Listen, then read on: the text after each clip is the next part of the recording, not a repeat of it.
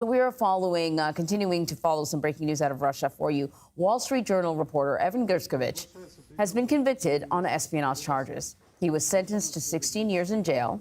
The U.S. government and the Journal maintain Gershkovich was falsely accused, wrongfully detained, and called the trial a sham. The 32-year-old reporter was arrested in Russia in March of 2023, and he's remained behind bars ever since.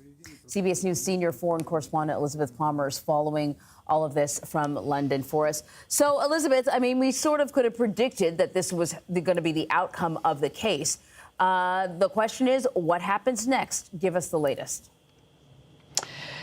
If there was a surprise at all, because as you mentioned, a guilty verdict was pretty much a foregone conclusion, but the Russian prosecutor had asked for 18 years and Evan Gershkovich has got 16. Nevertheless, a very heavy sentence for a crime that the U.S. government and the Wall Street Journal say Gershkovich did not commit.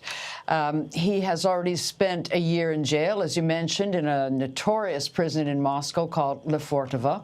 He was picked up while he was working. He was on a reporting trip to the central Russian city of Yekaterinburg, and he was charged with spying for the CIA, specifically gathering intelligence on a weapons company that manufactures some of the tanks that Russia's been using in Ukraine.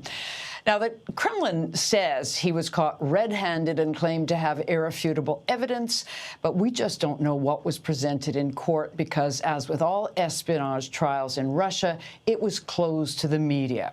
The U.S. government has said Gershkovich is being wrongfully detained. In effect, he's a political hostage.